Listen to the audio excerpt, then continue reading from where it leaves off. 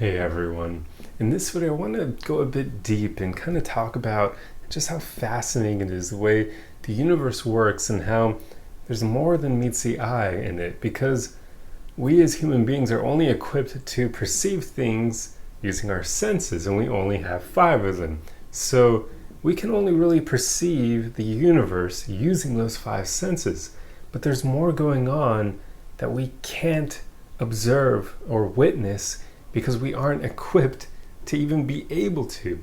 And that's kind of a crazy thing to think about. I mean, a good example of this is electromagnetic radiation, which is basically just light. But we as humans only have eyes that can perceive light in a very tiny spectrum, the visible light spectrum, which is a very small portion of the actual overall electromagnetic spectrum. It's huge. There's radio waves and microwaves and infrared wavelengths, and then you have X-rays and ultraviolet rays and gamma rays, and those are all varying forms of light.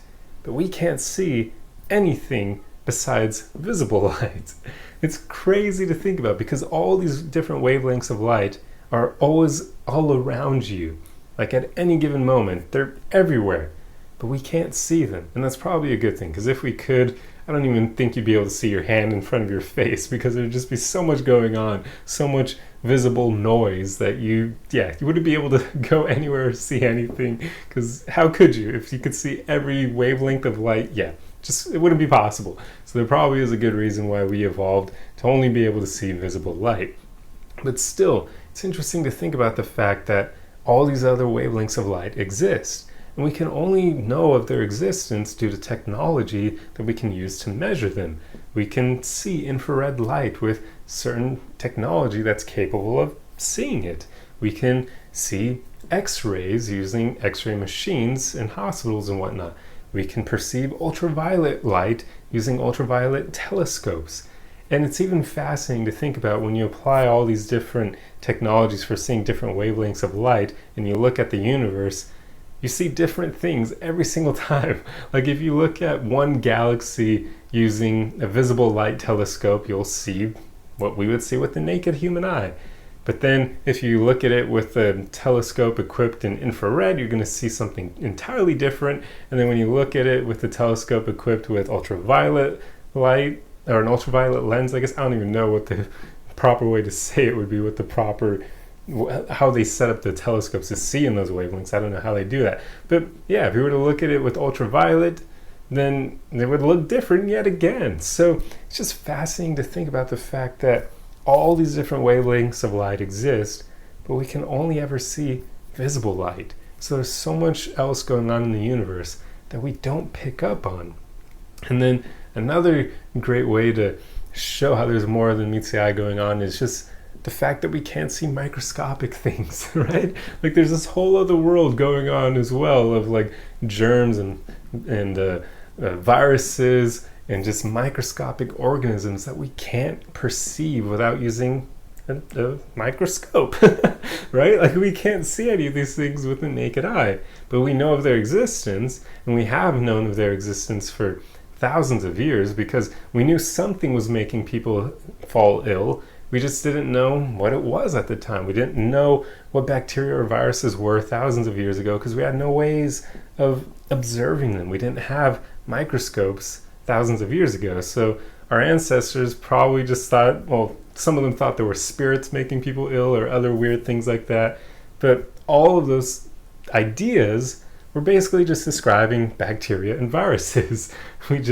Our ancestors couldn't observe what they were, but now we can, and we know that these tiny things that we can't even see with our eyes can mess us up. They can go inside our bodies and just mess us up, even though we can't see them. And that's a pretty ironic thing to think about. It's like David versus Goliath on just a ridiculous scale, although that's more so when you look at us humans from the whole picture, meaning us as we look right now, as I look to you right now. But obviously we all know that we're all made up of a bunch of cells, which are also microscopic. So really it is kind of still just a one-on-one fight. No David versus Goliath, because it's cells versus cells. So even when you get down to that level, it's a fair fight. It's just we're made up of all these cells that we can't see. That's also fascinating to think about. the fact that we perceive each other as being these solid beings that are other humans, right? But when you go down deeply enough and when you observe us with a microscope, we're made up of, what is it, like probably trillions and upon trillions of cells that we can't see. And we don't even view ourselves, we don't think of ourselves as being an us, as in multiple, like trillions of cells. We think of ourselves as one being, just the overall picture of who we are, just one entity. But really, we're like a hive mind of cells, all these microscopic cells that make us up into who we are, so that you can see me talking to you right now in this video, gesticulating at you. And yeah, it's crazy to think about, because we don't see ourselves on a cellular level, because we don't have eyes attuned like microscopes to be able to see all these microscopic organisms and cells. So it's really interesting to think about. And another fascinating example of this, and one of my personal favorites, is the fact that nothing in existence is ever really solid. Almost everything is mostly empty space. And we know this because we know that atoms are mostly empty space, and everything is made up of atoms. And yet, they aren't solid.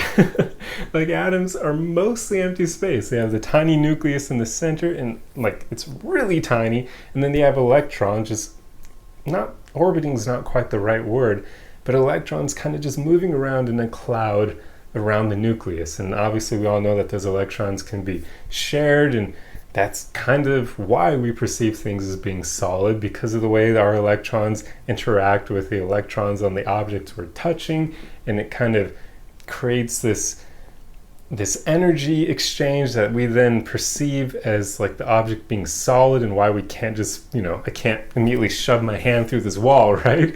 Like, that's, even though this we know is mostly empty space, I can't just put my hand through the wall, like literally, like my hand just passing right through it. And I could only do that with a lot of force, right? Like punching through it or something. But that's not just an easy way of gliding through it as if it were mostly empty space, which we know it actually is, but we don't perceive it in that way. So it's just really crazy to think about all these things. And I guess my whole point of sharing this with you is to remind you to keep an open mind, and just remind yourself how crazy it is that we all exist, because the way the universe is built is just fascinating. And it's really cool that we're here and we're able to experience all these things and witness all of it. And it's just so crazy that even though we are here and see it in the way that we see it, there's so much more going on than meets the eye, so many things that we can't quite perceive without the use of technology and tools. Because, none of our ancestors would have known that everything was made up of atoms that were mostly empty space, and none of them would have been able to think about the fact of how crazy it is that we perceive everything as being solid, and when we walk around, you don't just immediately fall through the planet, because even though it is mostly empty space, it isn't at the same time, at least not on, how do I put it, like a massive scale, I guess, on the scale where we exist. When you just zoom way out from the atomic scale and see everything the way we see it, where everything is mostly physical matter as we would define it. But obviously, it really isn't. It's mostly empty space with these tiny atoms being near each other but never actually touching. And yeah, it's crazy to think about. So remain open-minded and just think about how special it is that you're here and you get to experience all this stuff, because it's insane that we're here, because that thought becomes even more apparent when you think about how everything is actually created and made in the universe, meaning how it exists. Like I said, everything is mostly empty space, but we don't perceive it in that way. And then there are so many different spectrums of light going on that we can't perceive either. And then, of course, I already went over microscopic things that we can't see, and they're there too. So God only knows what else is out there that we haven't quite figured out how to monitor or observe yet, because God, it's taken us quite a long time to even be able to learn all of these things, to develop the tools to observe all of these phenomena, because they've always been here. humanity just didn't have a way of recording and measuring them up until rather recently. So yeah, remain open-minded and remind yourself just how special it is that you're here, because it's really insane when you get down to it. And I'm not trying to turn all of you guys towards religion or anything. I'm not trying to say that there's a sentient being that created everything, or that it's all science and it was the Big Bang Theory. I don't care about any of that. I just care about how special it is that we're here, even able to think those thoughts and wonder why we're here and what allowed us to be here, and whether or not the universe was created intelligently, or whether some freak accident, and whether the only thing that people would think of as a god is actually just something that's interwoven in everything, like energy or consciousness or vibration or all of those things, or who knows. It's just awesome that we're here to even ponder these things. So remind yourself of that fact and just be grateful every day that you exist. Anyway, that's all I have for you guys. I hope you enjoyed this video. It's kind of a break from the usual thing I talk about, but I mean, I've thought about these things so often. I remember in high school when I was kind of learning all of them and diving deep, people thought I was high all the time when I would bring this stuff up. And that thought right there kind of used to upset me. And even now, it doesn't upset me anymore, but it makes me go like, why do people associate deep thinking with being under the influence of drugs? Like what the hell? Why do people act like if you try to ponder these deeper, more fascinating things about existence in the universe, that you have to not be normal, you're fucking crazy, or you're under drugs? It's just stupid. I don't understand why humanity has that perception, because it kind of holds us back from thinking about the deeper meaning and just figuring out our place here.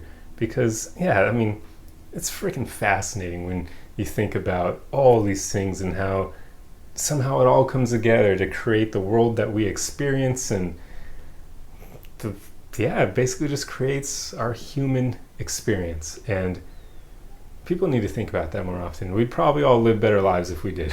But anyway, I'm gonna end the video here before I just start rambling way too much about it, because I love these subjects. So I hope you enjoyed this video. If you like stuff like this, be sure to subscribe for more. Otherwise, like the video. That's the easiest way you can help me out. And let me know your thoughts on this. I mean, I hope it probably won't do well. I mean, these videos don't really ever tend to do well. I don't know why people don't like thinking about these deeper things, but a lot of people don't. Maybe it's because it's scary. It's kind of like delving into the unknown, even though it's not, because we do have the tools to measure a lot of these things. That's how we know that the universe works in these ways. I mean, when you even get down to it, math is the language of the universe. I mean, it's almost like the code that created everything in a way. But yeah, anyway, hope you enjoyed this video, and I'll see you guys in the next one. Arrivederci.